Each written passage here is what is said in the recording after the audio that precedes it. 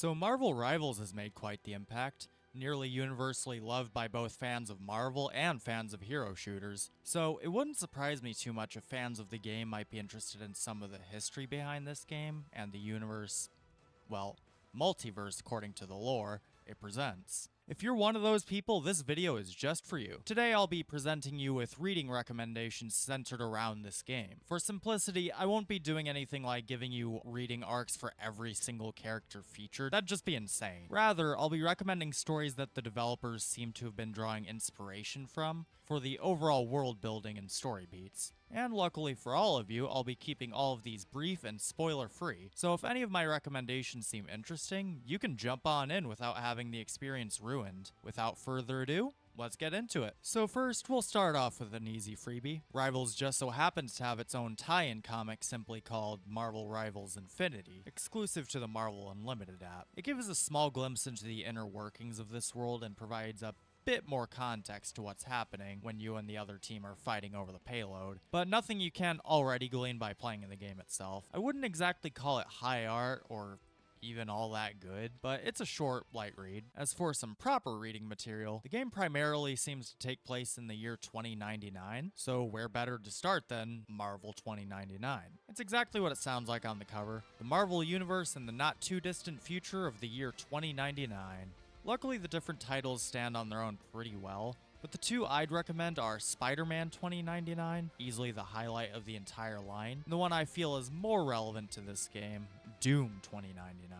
This tells the story of a man who may or may not be Victor Von Doom appearing in his home country of Latveria half a century after he's said to have disappeared from history. I say may or may not be due to him having partial amnesia, with vague recollections of some kind of war, along with an epic final encounter with Reed Richards. In the meantime, Latveria has fallen to entirely new tyrants and despots, so Doom becomes something of a freedom fighter to take his country back, and hopefully regain his lost memory on the way. If all that sounds interesting to you, it's at least theoretically a brisk read at 44 issues. I say theoretically because this series isn't available to read in its entirety anywhere. The sole printed collection Marvel put out only covers issues 24 through 39, and the Marvel Unlimited app isn't much better. So, if you wanted to give this series a read, you'd have to either hunt half the issues down at local shops and hoping you get lucky, or through less legal methods I don't condone on this channel. But given the main antagonist of Rivals is not one but two Doctor Dooms, from the present and future respectively, I'm sure I don't need to explain why this series may be relevant.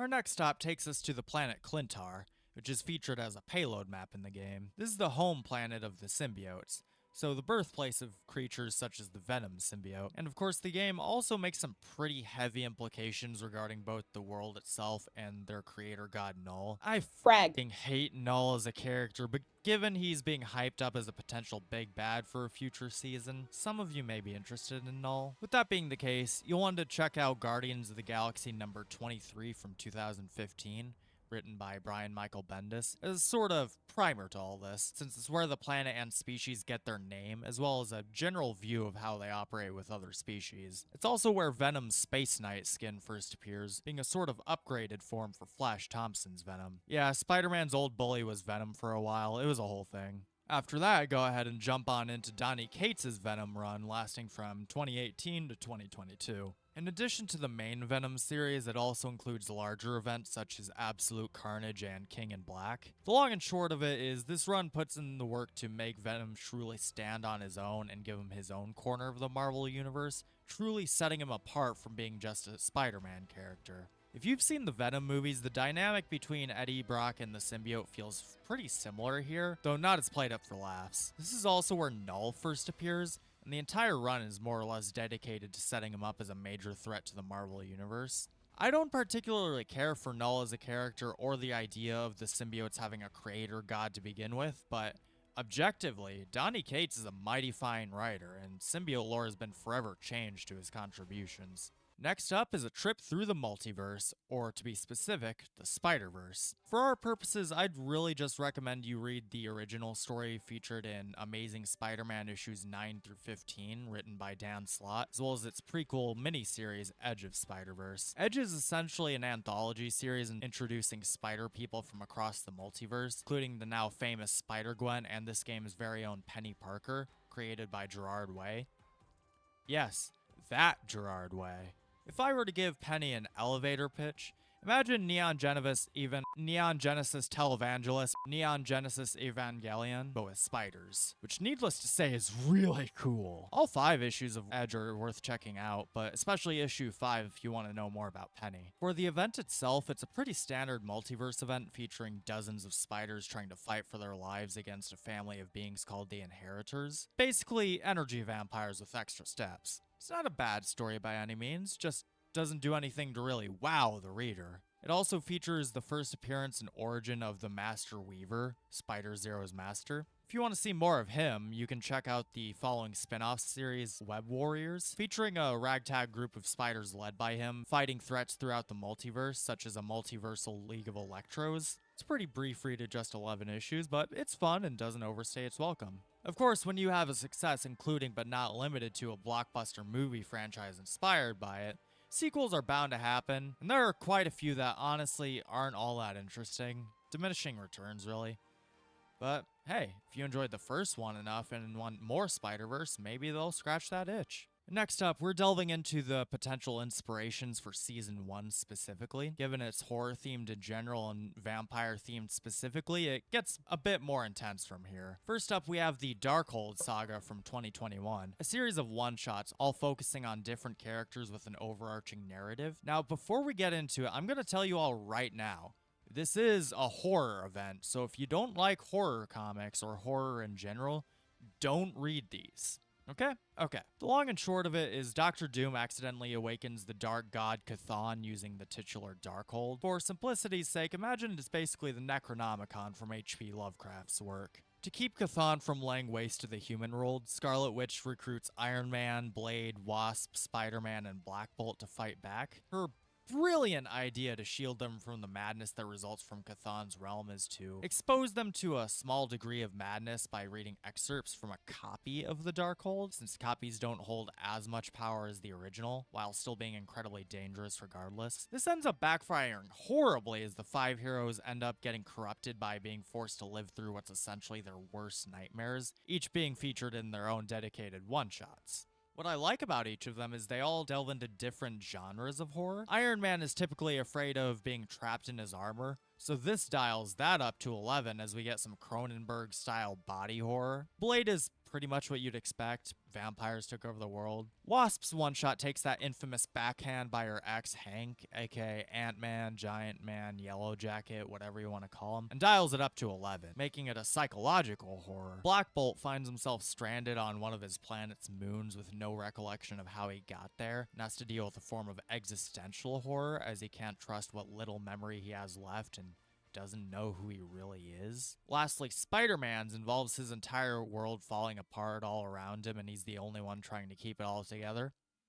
Okay, I realize that describes his day-to-day life pretty well, but for once I mean this completely literally. The buildings, the people, everything is falling apart and he has to web it back together day after day after day. I don't know what the frag you'd qualify this as, but it's disturbing. This mini-event even had the courtesy of including a reading order in the comics themselves, though honestly, you could read them in just about any order after the first alpha issue and you'd be fine. And most of them are worth reading, with the exceptions of Blade and to a lesser extent Wasp. Wasp's one-shot is objectively well written, don't get me wrong, but the problem is, instead of exploring anything interesting with her, they instead choose to go for the low-hanging fruit and focus on her relationship with Hank. She's got a life outside of being someone's girlfriend, you know. That's all I'm saying. And Blade is just kinda boring.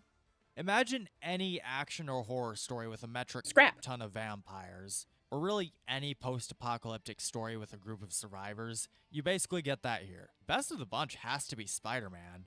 That one legit got under my skin in a way that still has me thinking about it even several days after reading it. So, yeah, it's more like 75% of this event is worth reading, but hey, that's still a passing grade. Next up on the list is Doctor Strange, issues 59 through 62, a story now collectively referred to as the Montessi formula. In this story, Doctor Strange fights Dracula. It isn't the first or the last time he does so, but I'd say it's the most important instance. To sum it up, Dracula wants the Darkhold in order to turn everyone into vampires, so Doctor Strange teams up with Blade. You can tell this was published in the 80s because he hadn't gotten his cool Wesley Snipes makeover yet. We get some expanded lore on this evil little book as well as the origins of vampirism in the Marvel Universe. The story gets its name from the, well, Montessi formula, an incantation discovered by a monk that can obliterate any vampires that are close enough. Or, if combined with the original Darkhold, destroy all traces of vampirism on the planet. Only problem is it kills the vampires outright. So if you're a good person who happens to have been bitten by Dracula, well, that sucks.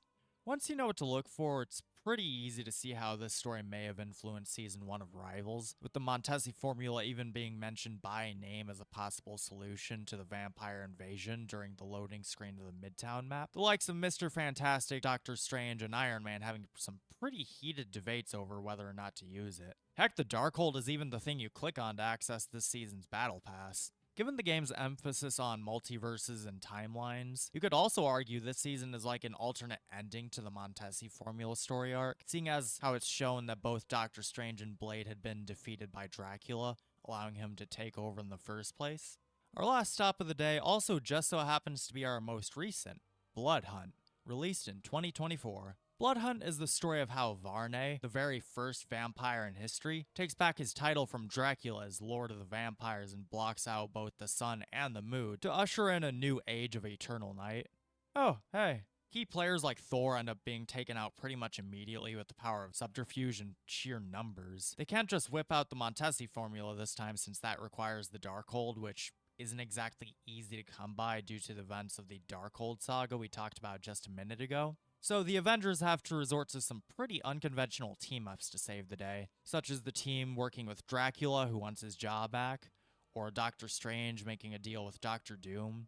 Even the moon god Khonshu lends a hand by unleashing every Moon Knight ever to fight back the horde of vampires. This ended up being quite a fun read with quite a few surprises in store that even I didn't see coming. But then again, it's penned by Jed MacKay, who's one of Marvel's best writers right now, with this coming off the heels of his Moon Knight run, which is the best run Mooney's had in years up to this point. So yeah, go ahead and give this one a read, it's a lot of fun. That's all I have for today. Luckily, the vast majority of these are available on the Marvel Unlimited app, save for 2/3 of Doom 2099. I might do another one of these in a season or two, depending on how much material the game gives me to talk about. But for now, thank you all so much for watching. This is Major Disaster signing off. Make sure to look away from your screen for at least 20 seconds to prevent your rank from plummeting because no one in your team wants to play a Frag. f***ing tank!